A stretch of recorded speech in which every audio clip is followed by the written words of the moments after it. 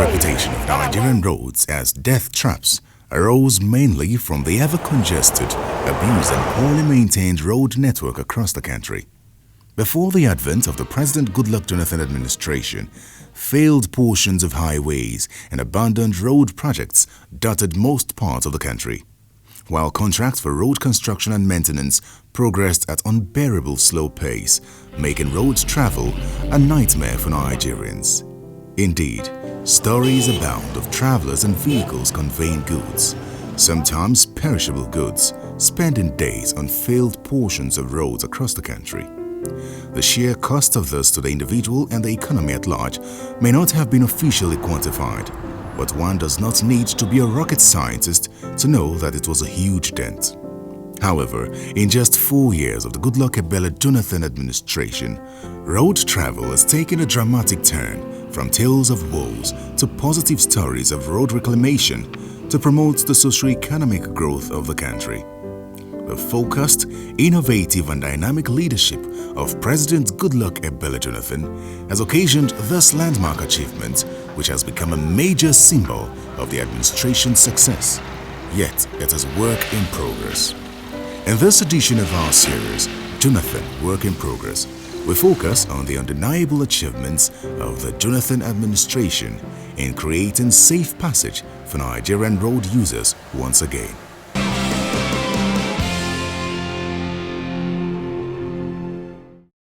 A road is one component of service delivery to which the people relate directly because it has a multi-purpose value to them. The importance of roads to economic development cannot be overemphasized. The simple free movement of people, goods and services from one location to another is critical for commerce to thrive, let alone the need to evacuate produce from the rural farms to the urban markets. A road is as important as its state.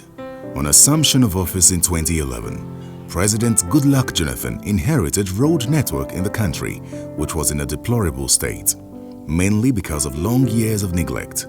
Vehicular movement around the country was greatly impaired and made difficult by the terrible state of the roads. It got so bad that the National Union of Petroleum and Natural Gas Workers, NUPENG, called its members out on a strike to protest the state of the roads.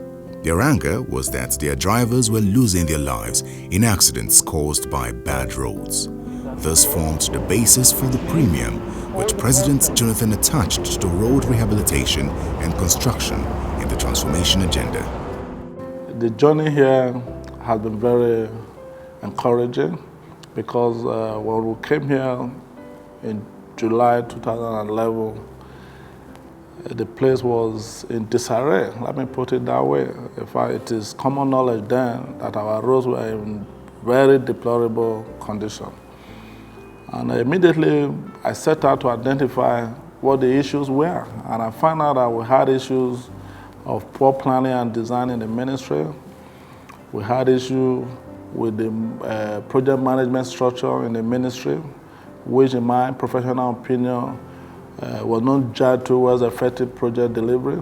Then we had the issue of funding, among others. So for me too, there were areas that that were in dire need of reform in the sector generally. And so what I set out to do immediately was to first of all get the project management structure right by restructuring the management. It will interest you to know that as a ministry, we have responsibility for about 35,000 kilometers of dual carriageway in the country. From the inception of Goodluck Jonathan's administration, there has been a major improvement in repairs of existing roads and the construction of new ones. The Minister of Works, Mike Onolememen, made a solemn pledge in 2013 that those traveling for the end-of-year festivities would not do so in pains.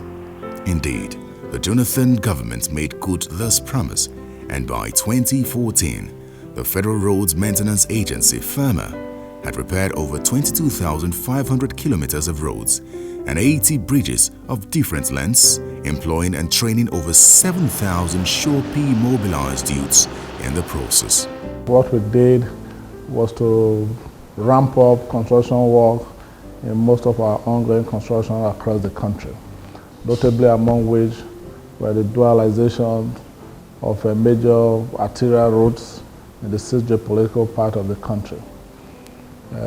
By that I mean ramping up construction activities on the Abuja-Lokoja Road, where we successfully, in the year under consideration, 2014, completed the section 2 of the road. And the section 1 of the road is also being completed as we speak, and I've been assured that that will be delivered before the end of this year. Then, of course, activities on section 3 of the road and section 4 of the road are also ongoing, and the contractors handling those sections, they are leaving no stone unturned in order to achieve early completion of the work.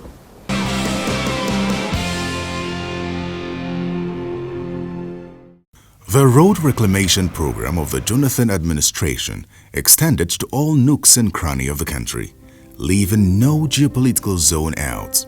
In the Lagos area, the Apapa-Oshodi Express Road and the Tinkan Highway received similar presidential attention.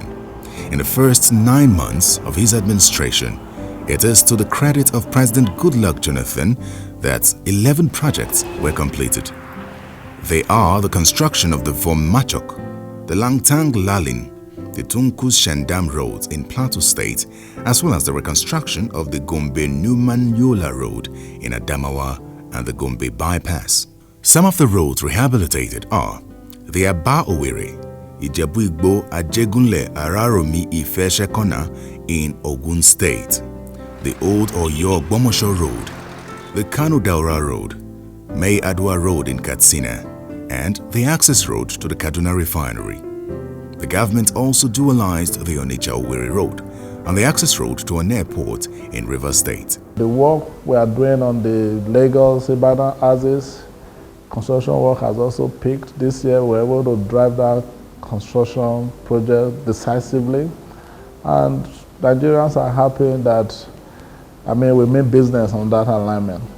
The Kano-Maiduguri road, sections 1, 2, and 3 works are ongoing, particularly the sections around Kano, Jigawa, and part of Bauchi State, up to Azare and beyond towards Damaturu. But insurgency in the northeast have hampered the progress of work in Yobe and Borno states, and that is understandable because of the level of insecurity there, where the major contractors have lost some engineers. Shortly after, the Jonathan government began some major road projects, which are the dualization, rehabilitation, and outright construction of major trunk roads.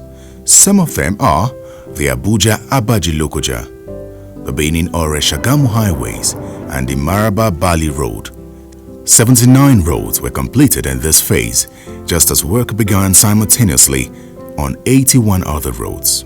They include the rehabilitation of the Ayingba-Ajokuta road in Kogi State, the Lafia-Obiawe-Tunga road in Nasarawa, and the outright construction of the Nsuka-Obolo-Ikom-Nkalagu road, not forgetting the ever-busy Lagos-Ibadan expressway. I think in my own assessment, the work is going on well. If I both at the Shagamu-Ibadan session, which is session 2, and the Lagos-Shagamu session, the work is going on well. In all, we have a total of about 30 kilometers that have been constructed, at least up to the binder cost level, and that is good for this project. If you look at the schedule of this work is designed to last for 48 months. And with what the contractors have done, I think we are on course. And I want to assure the road user that this project will be delivered even before the estimated completion period because of the improved financing mechanism for the Lagos-Ibadan Expressway.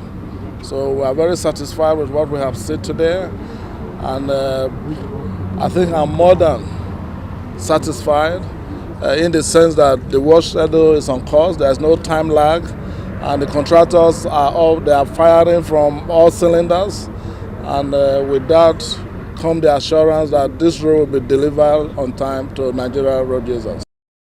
There is no administration that has invested so much money and attention on the road sector in this country, because you can see that all the major dual carriageways in the country are being worked on presently. And there is a proposal to even do more. For example, there's a proposal to dualize from Kefi to Akwanga to Lafia to Makurdi. And you have Enugu-Port Harcourt going on, you have Benin to Shagamu going on, you have Abuja to Lokoja, Lokoja to Benin, you have Kano to Maiduguri, you have Katsina to Katsina State border. So there's a lot going on in the rail sector, especially the issue of linking all the geopolitical zones with dual carriageways. The federal roads in the Lagos area created a great challenge, but as expected of a non-discriminating leader, the president swung into action, and one particular project that was quite tasking was the popular Third Mainland Bridge. It has since been fixed. There is also the repair and replacement of expansion joints at Eko Bridge in Lagos, as well as maintenance of the Jeba Bridge in Kwara State and many other bridges across the country.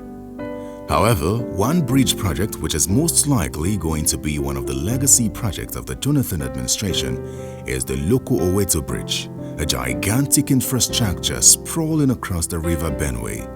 It is a bridge that will turn the economic fortunes of that area around.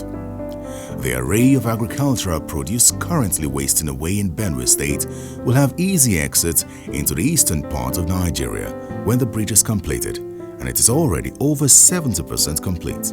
We were able to also accelerate construction work on the new bridge over River Benue in the Loko Oweto Bridge. As we speak, construction work on that has reached about 65% completion.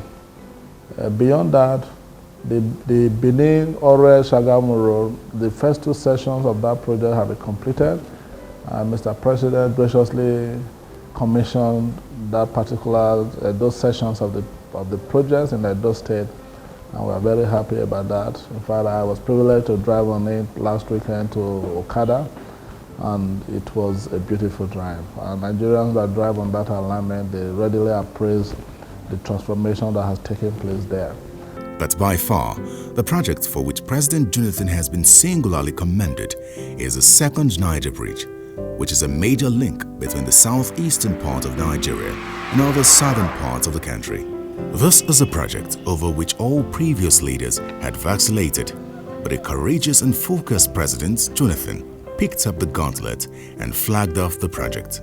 The project involves the construction of 1.59-kilometer dual carriageway bridge with 6 lanes and 10.31 kilometers of dual carriageway approach roads. Already, work on the link roads to the bridge site has commenced. You have seen for yourself, even before what is going on, you've seen a lot of stockpile of pipe casing, which is not easy. I mean, a bridge infrastructure is not what you buy from the shelf. Unknown to so many people, such a huge infrastructure needs a lot of, a lot of time to accomplish. And for us, the past 1 year has been very eventful as far as the second Niger Bridge is concerned. Following Mr. President flag up in March 2014, a lot of activities have gone on. In fact, there has been a lot of early work that has gone on, leading to the procurement of all this pipe casing. I mean, these things are not available in Nigeria. They have to be ordered from Europe, and they're out here. Today, you can see what is going on, where the pipes are being driven. The piling work has commenced, dredging work has commenced. We see a number of dredgers on the River Niger in Onitsha here, and that's about the end of it too. So for us, it's a thing of joy as the pipes are being driven. Certainly before the next rainy season, we've driven in a lot of pipes, and people will begin to see the structural elements of the bridge begin to spring up. No doubt about it, infrastructure project the world over require a long lead time for you to be able to do it, because there's a lot of planning, design,